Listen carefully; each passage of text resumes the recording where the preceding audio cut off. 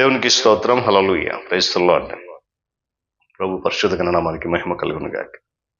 క్రీస్తునందు ప్రియులారా, దేవుడు తన మహాకృపను బట్టి మరొక నూతన ఉదయకాల సమయంలో మనందరినీ ఆరోగ్యము, క్షేమము, నెమ్మదితో నడిపించిన ఆ విధానాన్ని బట్టి ఉన్నతమైన ప్రభు గణనామానికి సమస్త మహిమ కలుగును గాక.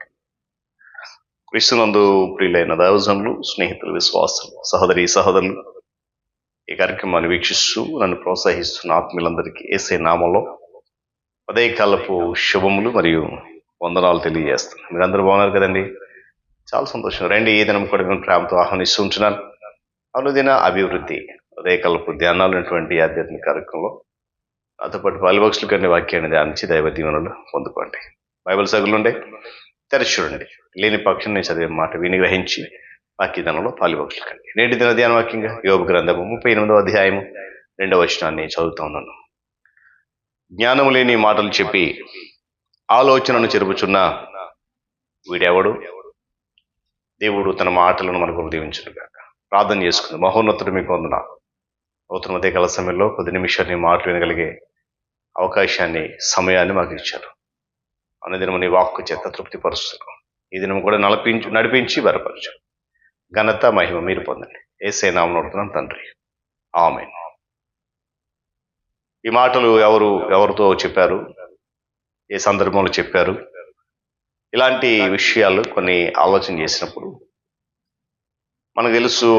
యోబు గ్రంథం అనగానే యోబు యొక్క జీవిత వృత్తాంతం ఏంటనేది స్పష్టంగా అనేక సంవత్సరాలుగా వింటున్నాం. కారణం, యోబు వంటి మానవుడు భూమి మీద ఇక లేడు. అంతకుముందు లేడు, అతని తరువాత కూడా లేడు. స్వయాన దేవుడు చెప్పినటువంటి సాక్ష్యం, యోబు వంటి మనుష్యుడు ఇక మీదట లేడు.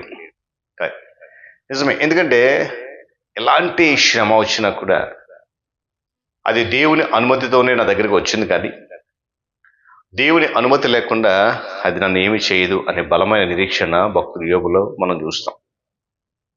అయితే ఈరోజు దేవుడు ఒక ప్రశ్న అడుగుతా ఉన్నాడు యోబుని. అసలు నీ దగ్గర నిలిచిన వాడు ఎవడు? జ్ఞానం లేదు వాడికి, జ్ఞానం లేని మాటలు చెప్తా ఉన్నాడు.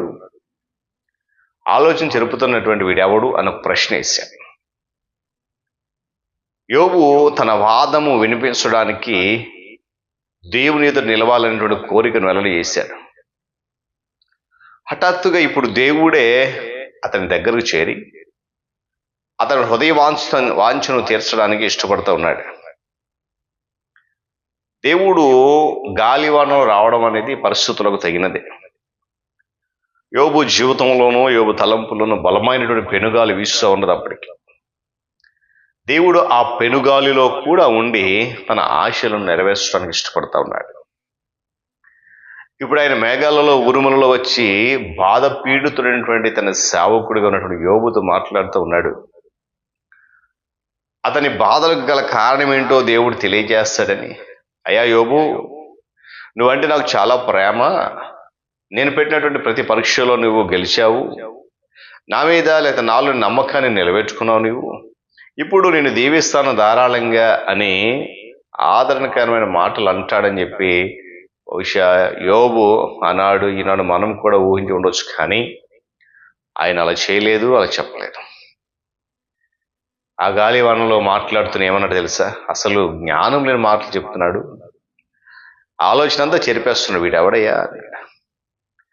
బహుశా ఈ మాటలు దేవుడు ఎవరి కొరకు మాట్లాడు ఉంటాడు, ఎవరి గురించి యోబుతో వాదిస్తున్నాడు అంటే, దేవుడు గాలివానలో వచ్చినప్పుడు మాట్లాడుతున్నది యోబు స్నేహితుడు ఎలీహు. అతని గురించి దేవుడు ఈ మాటలను ఉండొచ్చు. తన జ్ఞానం గురించి చాలా ఉన్నతమైన ఊహలు గలవాడిగా, ఏమండి, ఇది తనకు గద్దింపే, తగినటువంటి గద్దింపే. ఈ మాటలకు దేవుడు ఎలీహు గురించి చెప్పి ఉండకపోతే అతని విషయము అసలు అతను మాట్లాడలేదన్నటువంటి గమనించాలి. అయితే అతని విషయాన్ని దేవుడు అస్సలు పట్టించుకోకుండా వదిలేయడం విచిత్రంగానే ఉండి ఉంటుంది కదా. వీళ్ళ ఆయన ఆ ముగ్గురు స్నేహితులతో కూడా మాట్లాడాడు. 42వ అధ్యాయం యోబుతో సుదీర్ఘంగా మాట్లాడాడు దేవుడు. ఒకవేళ ఈ మాట కూడా ఆయన యోబుతో అని ఉండొచ్చు కదా. యోబు ఎలా అనుకున్నాడు? ఏమండి, ఈ వివాదంలో భాగస్వాములైనటువంటి 5 మంది మనుషులు అక్కడ ఉన్నారు.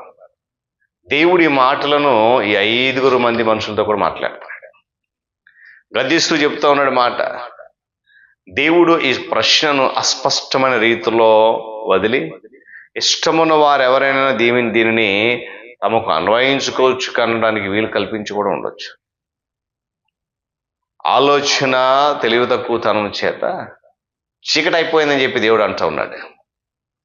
ఇక్కడ ఆలోచన ఏంటంటే దేవుని ఆశయము, దేవుని ఏర్పాట్లు లేక యోబు పట్ల ఆయన నెరవేరుస్తున్నటువంటి ఆయన తలంపులని దీని అర్థం. యోబు, ఎలీహు మిగతా 3 కూడా తమ అజ్ఞానములో దేవుని ఏర్పాటును అస్పష్టంగా మసకగా చేసి వారు ఆలోచన చేశారు.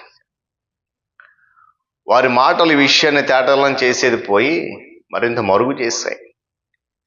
వెళ్ళిరా, మనం ఈ యోబు గ్రంథాన్ని, ఈ పుస్తకాన్ని కానీ మరి ఏ ఇతర దైవ సత్యానైనా ఇతరులకు ఉపదేశించే ప్రయత్నంలో వీరిలాగా చేయకుండా జాగ్రత్త పడాలి. మనకు లేని జ్ఞానం ఉన్నదిగా చెప్పుకోకూడదు, మనకు లేని తెలివి ఉన్నదిగా చెప్పకూడదు. సందేహాస్పదమైనటువంటి విషయాల గురించి అస్సలు మాట్లాడద్దు. ఇతిమిద్దం కూడా దేవుని సత్యం పైన, ఆధిపత్యం పైన నువ్వు అవగాహన కల్పించుకొని మాట్లాడు. అవగాహన కలిగి, అవగాహన లేకుండా ఆయన సత్యం గురించి కానీ ఆధిపత్యం గురించి కానీ మాట్లాడు. కనుక దేవుడు యోబుతో చెప్తూ మాట్లాడి యోబుని కొన్ని ప్రశ్నలు అడగాలని దేవుడు నిశ్చయించుకున్నాడు. యోబు వాటికి జవాబు చెప్పాలని అనుకుంటే చాలా కష్టపడొస్తుంది. ఈరోజు ఉదయకాల సమయంలో ఒకవేళ కొన్నిసార్లు దేవుని మాటలకు వ్యతిరేకంగా, ఆయన వాక్యం వ్యతిరేకంగా మనలో ఎవరైనా అలాంటి మాట్లాడితే దేవుడు ఈరోజు పరిశుద్ధాత్మతో నిన్ను నన్ను కూడా ప్రశ్నించబోతున్నాడు. జ్ఞానం లేని మాటలు మాట్లాడుతున్నారు, ఆలోచన చెరిపేస్తా. అసలు వీళ్ళెవరు? నీ గురించి, నా గురించి ఆ ప్రశ్న రాకుండా మనం జాగ్రత్త పడాలి. యోబును ఓదార్చని బదులుగా ఈ ప్రశ్నలు ఎందుకు అడుగుతున్నాడు దేవుడు? దేవుడు ప్రపంచం మీద ప్రభుత్వం జరిపే విధానం గురించి యోబుకు ప్రశ్నలు వేశాడు. మనుషులతో దేవుడు వ్యవహరించేటువంటి తీరుని గురించి సందేహం వెలిబుచ్చాడు. అలాగైతే దేవుని కంటే తనకి ఎక్కువ జ్ఞానం ఉందని అనుకుంటున్నాడా? ఇలా ప్రభుత్వం చేసేటువంటి పనిని దేవుని కంటే తానే బాగా చేయగలని అనుకుంటున్నాడేమో. అందుకే దేవుడు స్వయంగా అంటున్నాడు, అసలు ఎవడండి వీడు అన్నట్టుగా. కనుక ఉదయకాల సమయంలో పిల్లరా, దేవుడు అడిగే ప్రశ్న ఆనాడు యోబునే కాదు, ఈరోజు నిన్ను నన్ను కూడా. జ్ఞానం లేని మాటలు విని ఆలోచన చెరిపేటువంటి నీ మాటలుగా ఉంటే కనుక వాటిని వెంటనే విడిచిపెట్టే ప్రభు సన్నిధిలో శ్రేష్టమైన మాటలతో నీ హృదయాన్ని, నోటిని ఆయన నింపుతాడు. దేవుడి మాటలు మన కొరకు దీవించును కాదు. అందులోంచి కన్ను మూసుకోండి, ప్రార్థన చేద్దాం. మహోన్నతుడు మీకు వందనాలు. తిరిగి నూతన ఉదయకాల సమయంలో యోబు జీవితంలో విలువైన శ్రేష్టమైన మాట మేము విన్నాం.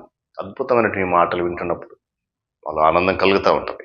ఆయన ఆనందం రెట్టింపు చేసుకునే విధంగా నీ వాక్యపు జాడలు నడక ప్రభు చూపించండి. ఈ దినమంతా రెక్కల దాచి ఈ ఆధ్యాత్మిక కార్యక్రమాలు ఇంకనూ నిశ్చితంగా అనేక బిడ్డలను పాలిభాగం చేసి మీరు మహిమపడి యేసు నామమున అడుగుతున్నాను తండ్రి, ఆమేన్. త్రియేక దేవుని దీవెన, ఆయన సన్నిధి కాపుదల సదాకాలం మనందరికీ తోడేండి నడిపించును గాక. ఆమేన్.